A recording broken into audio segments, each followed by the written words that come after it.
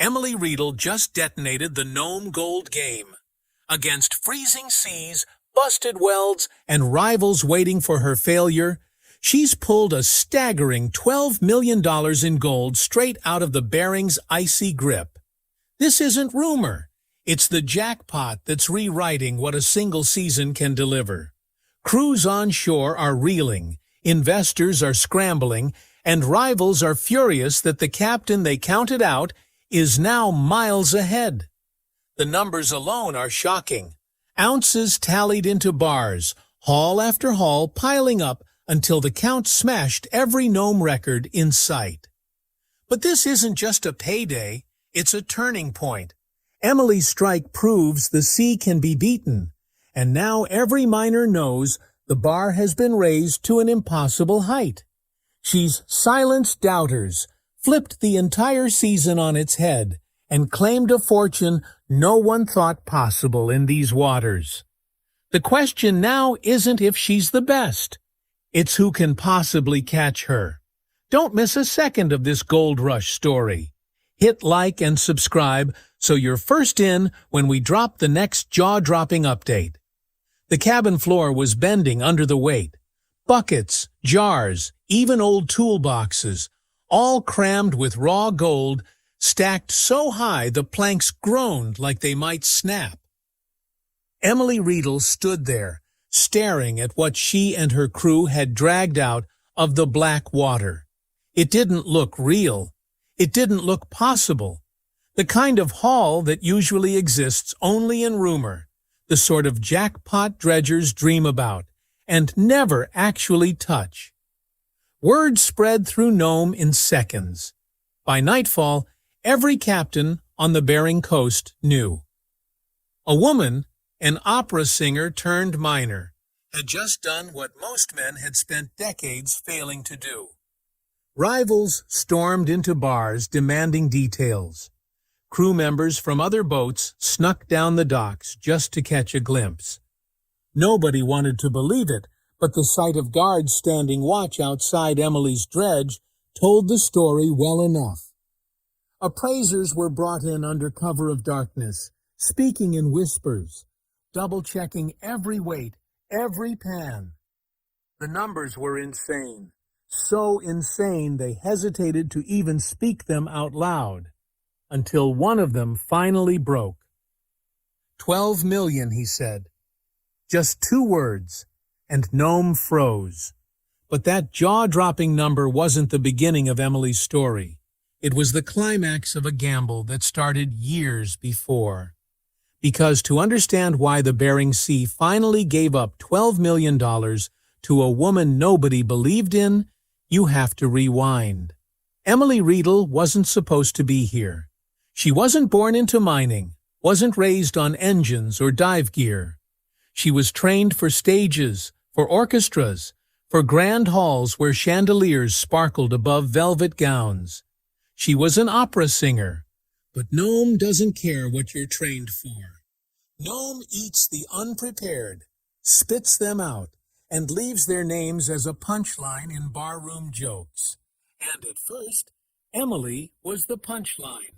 Rivals called her fragile, a tourist, a dreamer who thought grit could be sung into existence.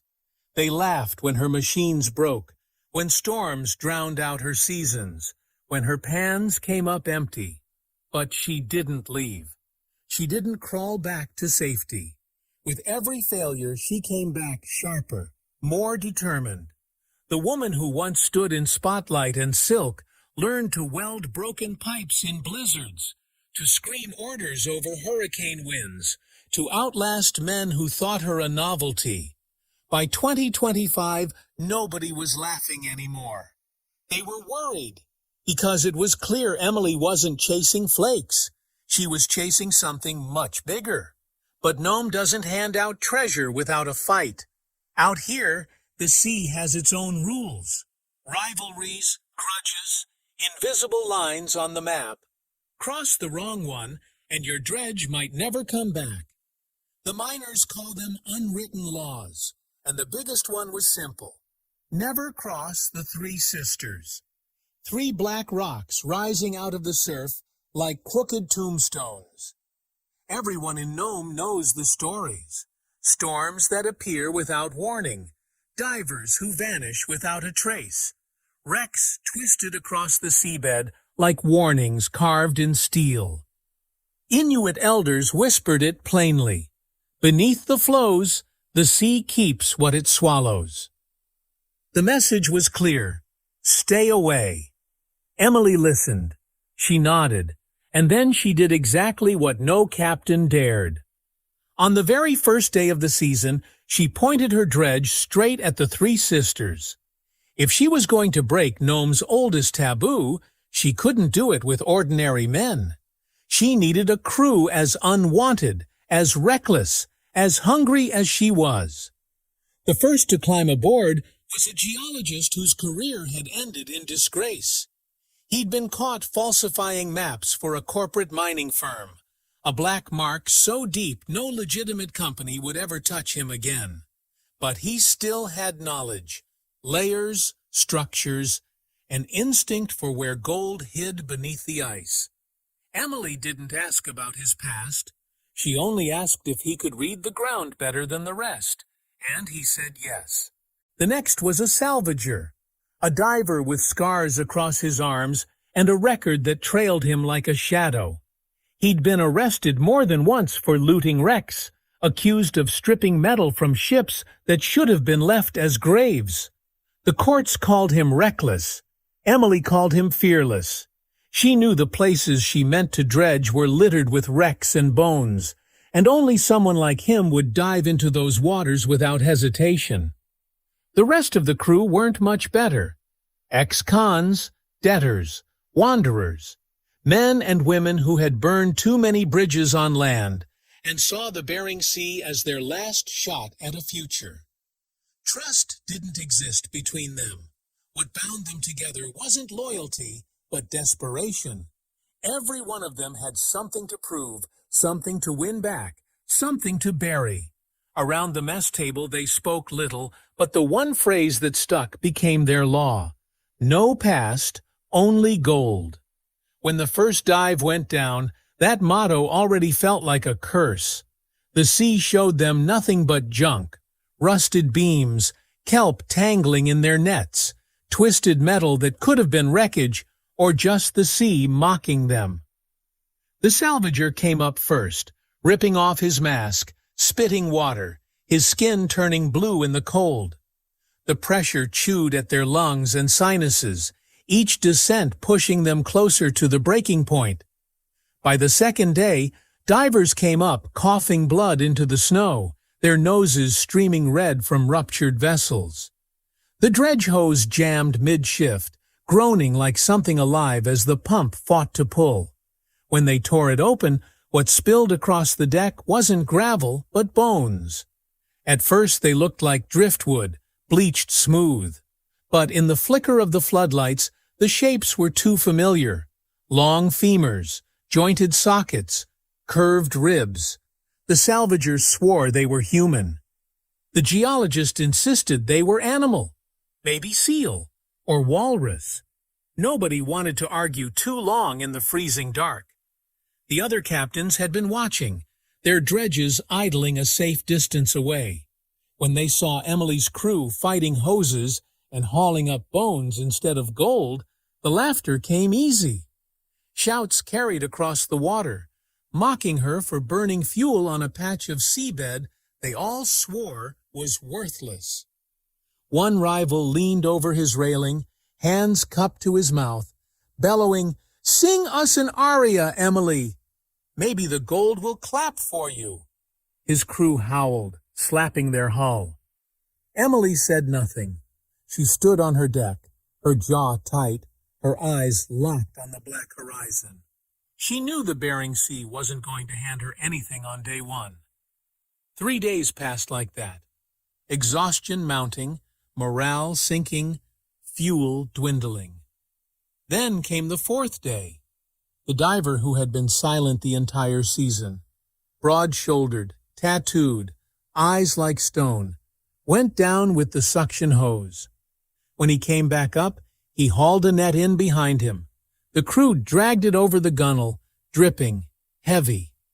At first, it looked like the same useless gravel as before, but when the floodlights hit, the deck lit up with a scatter of tiny sparks, flakes of raw gold clinging to every stone, winking like fire in the dark. One of the pieces was nearly the size of a fingernail, thick enough to press into shape with a thumb. The salvager whooped, slamming his fist against the steel rail. The geologist bent down, running his fingers through the flakes, his lips moving as if doing the math in his head. For the first time since the season began, the cabin filled with something dangerous. Hope. But hope never lasts long in Nome. That night, as the crew slept in their bunks, someone crept across the snow. By morning, the fuel tanks were bone dry, siphoned out so clean there wasn't a drop left. Tracks led away into the darkness, swallowed by the storm before they could be followed. The hydraulic lines on one of the winches had been sliced through, cut with a precision blade no storm or accident could explain. Sabotage wasn't a guess, it was fact. Around the mess table the whispers began.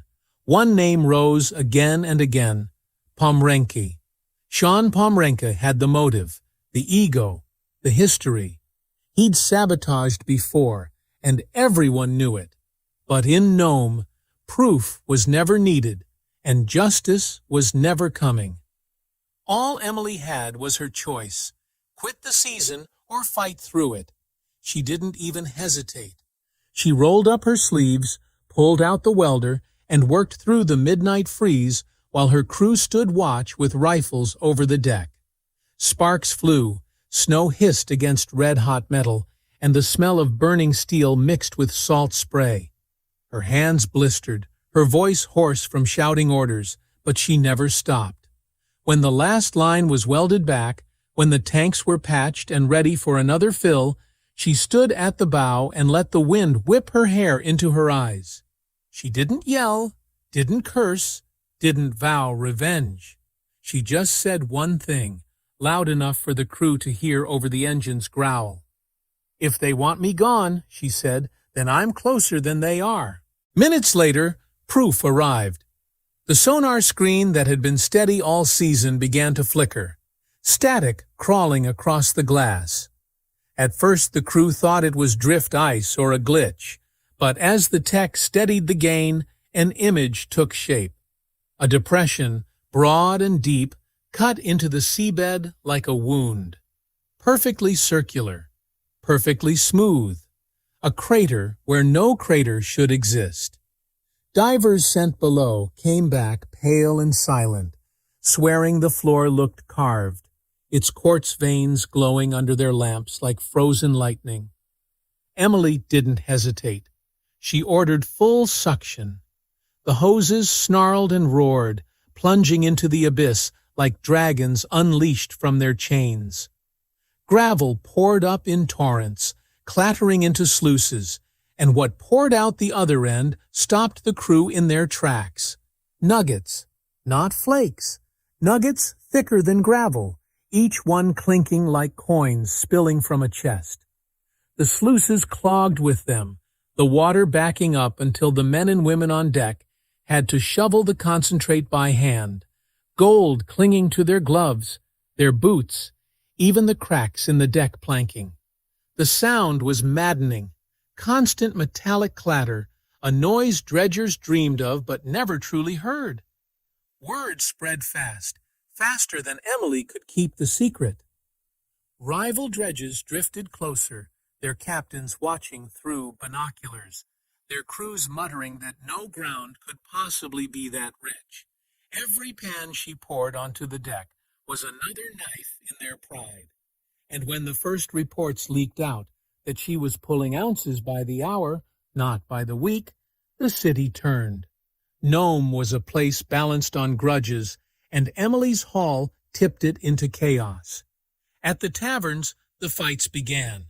Her crew couldn't walk the boardwalk without being shoved, threatened, or worse.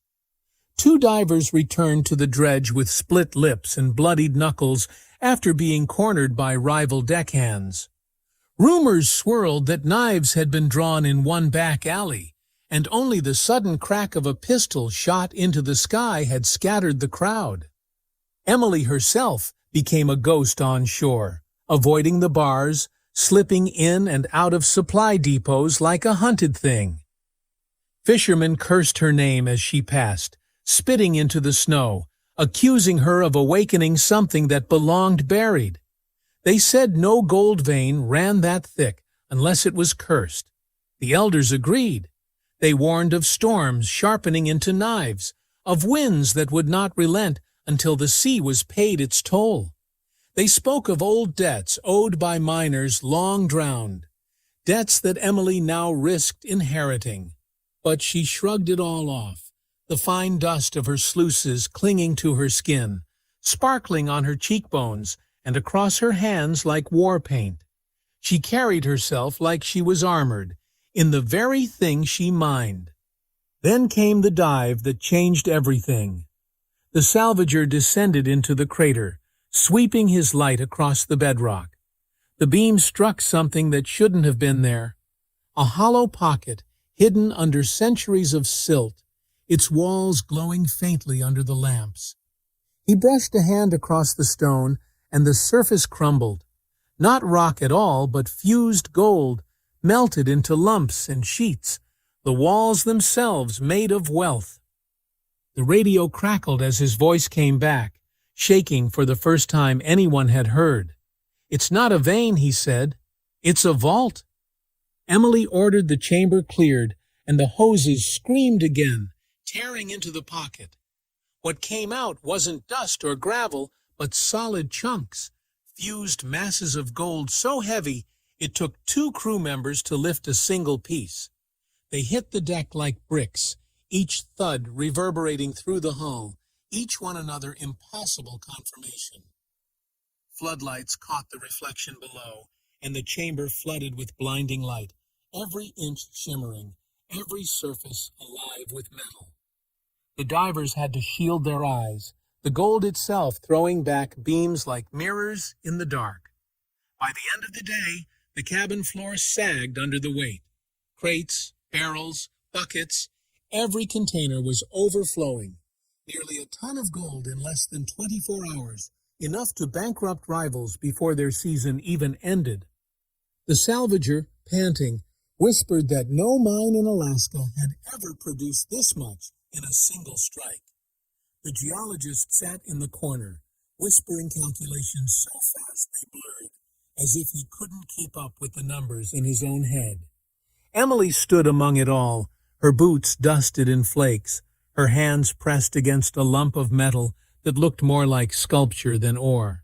She didn't name it after herself. She didn't call it a miracle. She gave it a name meant to spit in the face of every superstition, every warning, every whispered curse that had tried to stop her. She called it the Widow's Vault. The name spread through Nome like fire through dry grass. Rivals muttered it in fury. Elders whispered it with dread, and her crew repeated it with awe. And in that moment, Emily Riedel wasn't just another dredge captain scraping a living out of hostile waters. She was something else. A woman who had forced the Bering Sea to break, who had carved open its heart and stolen what it swore it would never surrender. And the sea was watching. Then it answered. The first sign came with the air itself, so still it pressed against the skin, too heavy, too weighting. Then the sky cracked. Clouds rolled down like black cliffs, and the Bering Sea lifted as if summoned by something older than storms. Waves didn't strike in rhythm, but in fits, slamming the hull broadside, each one hitting harder than the last. Metal screamed, welds groaned, and the dredge shuddered like a beast being dragged under. Crew shouted against the wind, their words torn away before they reached each other. And over it all, faint yet unmistakable, came the singing. Not a melody carried by men, not the tavern chants that echoed on shore. This was thin, sharp, unearthly, a woman's voice woven into the gale, rising and falling with the waves. Divers froze at the sound. One dropped his mask, another crossed himself. The geologist muttered about auditory hallucinations under stress. But no explanation could quiet the fear. The sea had found its tongue. Then the tether snapped. No knife, no jagged edge, just a clean severing. One moment, the diver's rope tugged in steady rhythm. The next, it whipped loose across the deck, recoiling in a limp coil. The crew stared, waiting for a splash, for bubbles, for anything. Nothing came. No scream, no thrashing. Just absence, sudden and complete. Emily stood rigid at the bow, her hair plastered across her face, eyes burning red in the spray.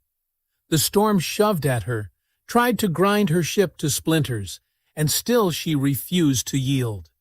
She gripped the railing until her knuckles split, and when the sea's voice grew louder, she screamed back, her throat raw and wild, words tearing from her chest. "It's mine!" By the time the storm eased, Nome had already shifted.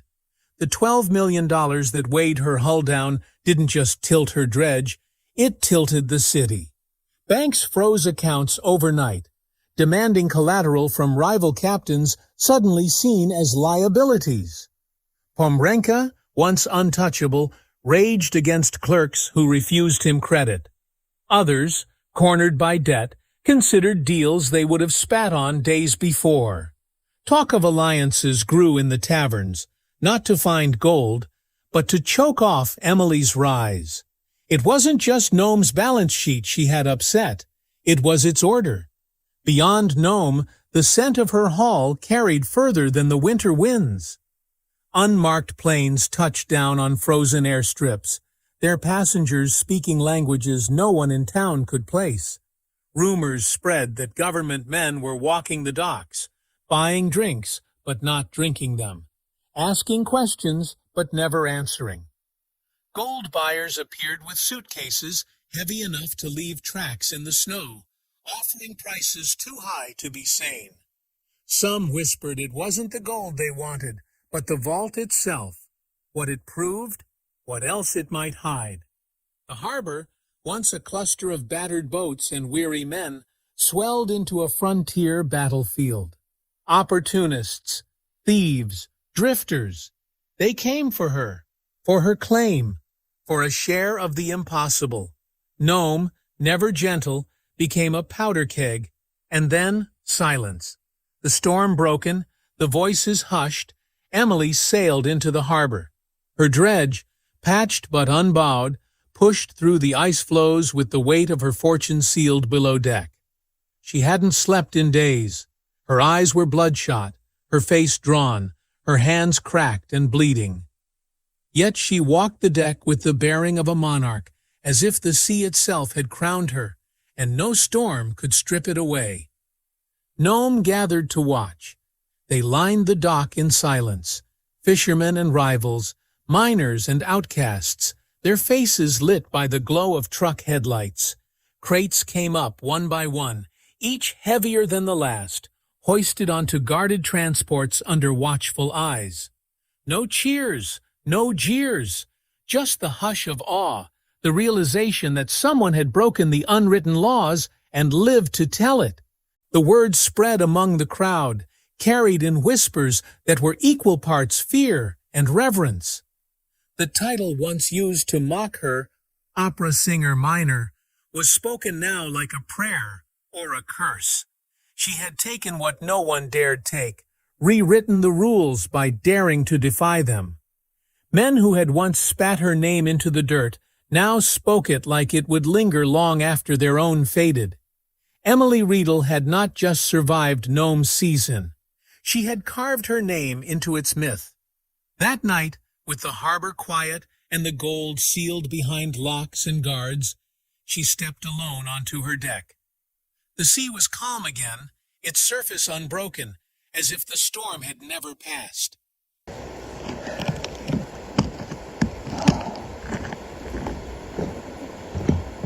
Well, it never gets old getting to dig a reef out. So, let's have a look.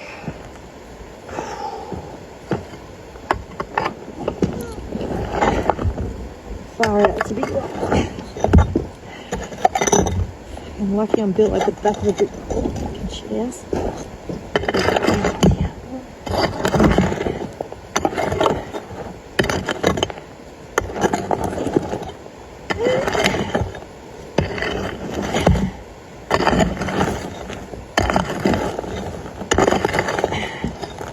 Okay, time to turn the detector on and hope we hear a bloody good noise.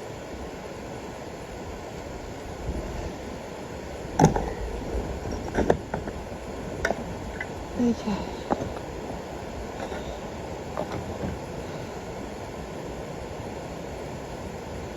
Oh, who'd have thought that I could still dig reefs out? I didn't.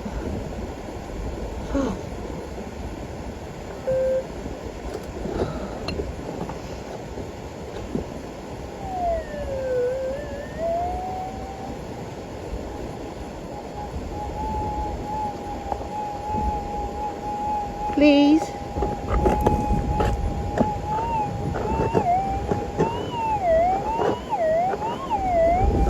Thank you.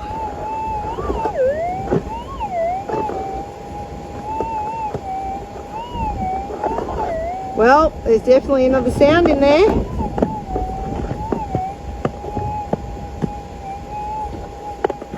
Wonder what these ones. All this has to go back to get processed.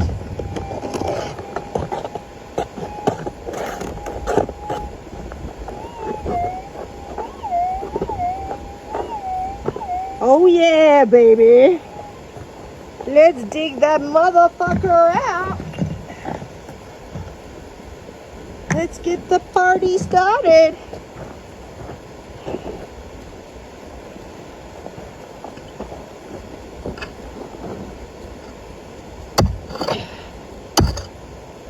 I do believe it'll be in this bit. Oh shit. Oh, there's more reef under here. Oh fuck. Oh dear.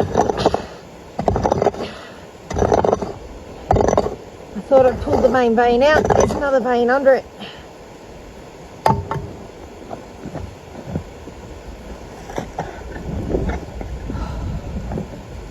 Fucking first world problem, isn't it? First world problem when there's another fucking bit of reef underneath the first bit of reef. Whew. And this, my friends, is why I work on the edge of the granites.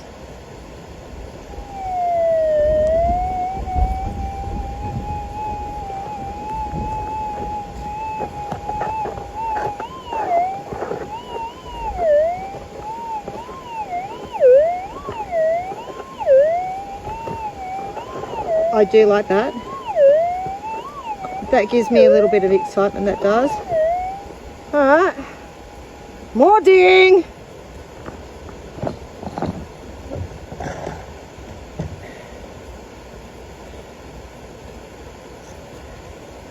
Oh, I think I'll stop the video for a while.